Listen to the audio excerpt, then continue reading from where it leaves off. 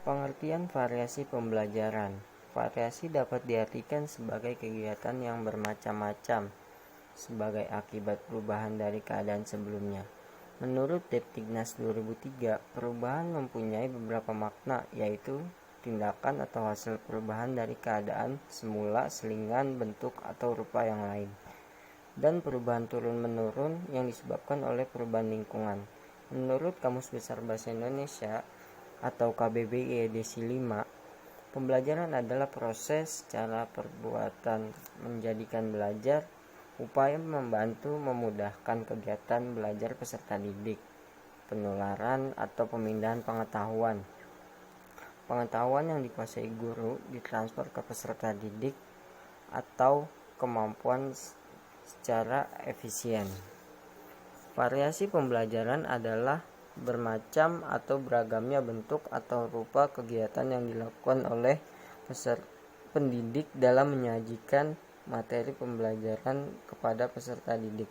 Pendidik dalam melaksanakan perannya harus mampu melayani peserta didik yang dilandasi dengan kesadaran, keyakinan, kedisiplinan, dan tanggung jawab secara optimal sehingga memberikan pengaruh positif terhadap perkembangan siswa-siswi secara optimal baik fisik maupun psikis, terutama dari pengaruh variasi mengajarnya.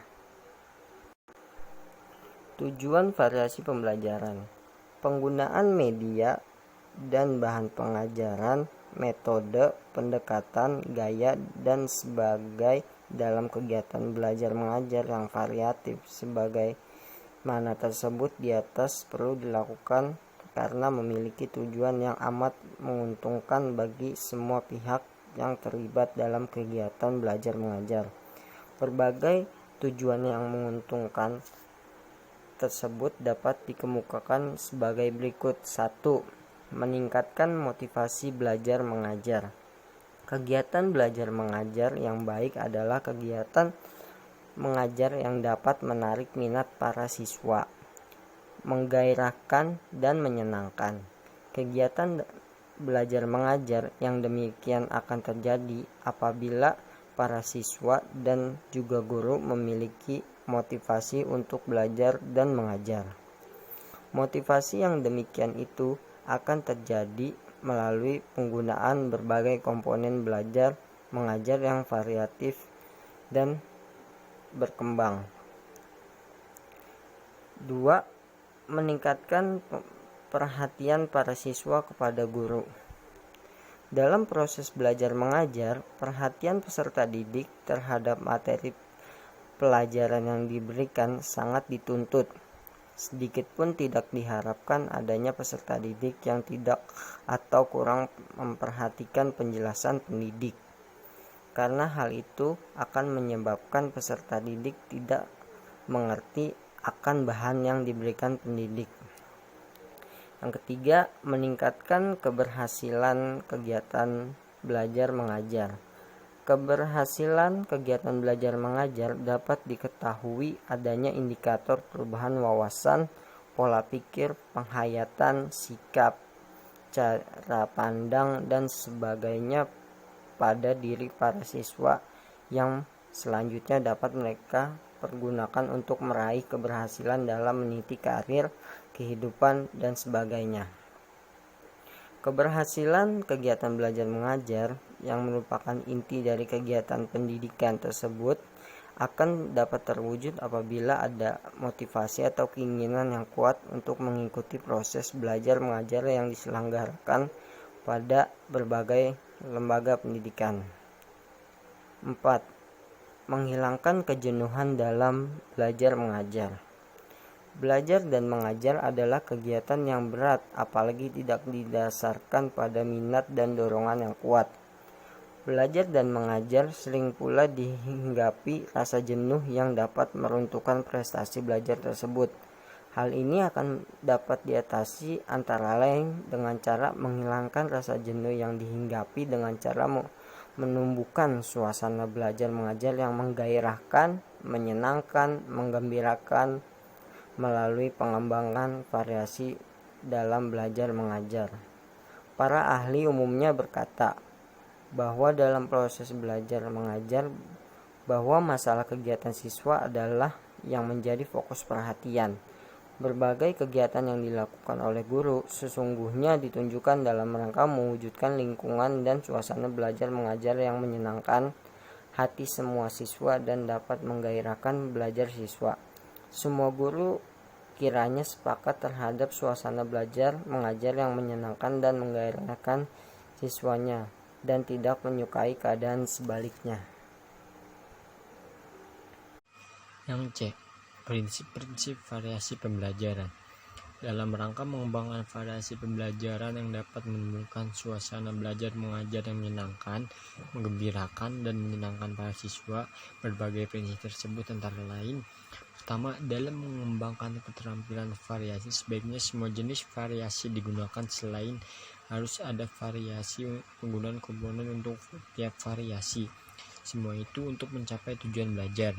Yang kedua, menggunakan variasi secara lancar dan bersinambungan sehingga momen proses belajar mengajar yang utuh tidak akan rusak dan perhatian peserta didik dan proses belajar tidak terganggu. Selanjutnya, ada penggunaan komponen variasi harus benar-benar terstruktur dan direncanakan oleh guru. Karena itu memerlukan penggunaan yang luas, spontan, sesuai dengan umpan balik yang diterima siswa. Umpan balik tersebut terlihat pada tingkat perhatian dan keterlibatan para siswa yang serta terjadinya transformasi ilmu pengetahuan ke dalam jiwa para siswa. Yang D, ada komponen variasi pembelajaran. Pertama, variasi gaya dalam mengajar.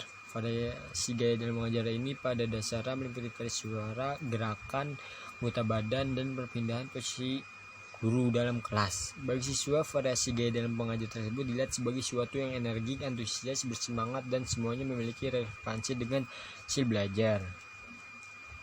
Yang A, variasi suara. Suara guru dapat bervariasi dalam intonasi, nada, dan volume dan kecepatan. Variasi suara yaitu perubahan suara dari keras menjadi lembut, dan dari tinggi menjadi rendah, dari cepat berubah menjadi lambat, dari bahagia menjadi sedih, atau pada suatu saat memberikan tekanan pada kata-kata tertentu. Intinya ada B, pemusatan perhatian.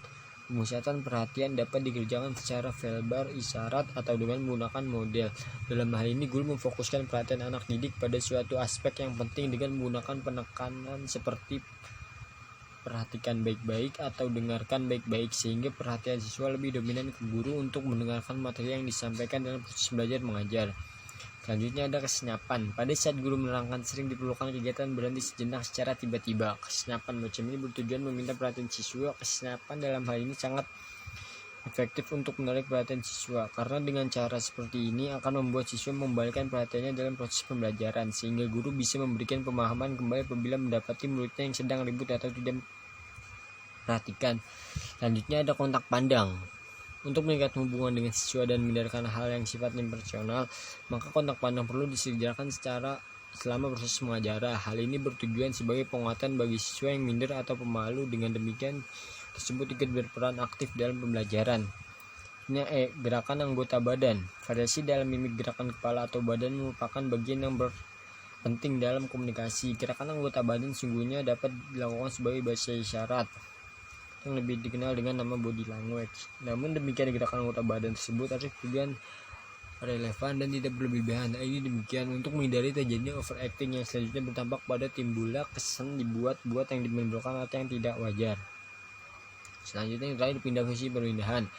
Bagi guru dalam ruang kelas dapat membantu menarik perhatian anak didik, dapat mengalahkan badan guru. Perpindahan posisi dapat dilakukan dari gerak kelas, berkeliling di tengah kelas, dari ke belakang kelas, tapi jangan mengganggu suasana pembelajaran. Karena hal ini dilakukan agar guru selain mengajak siswa untuk berinteraksi dalam belajar, juga siswa mengawasi siswa dalam belajar, tapi jangan sampai mengganggu proses pembelajaran. Selanjutnya, variasi mediasi dan bahan pengajaran dalam mengajar. Pertama, ada media dan bahan pengajaran yang dapat didengar. Media bahan pengajaran yang dapat didengar contohnya seperti di radio, TV, atau media lainnya. Yang kedua, media dan bahan pengajaran yang dapat dilihat seperti di TV, internet, YouTube, dan lain-lain.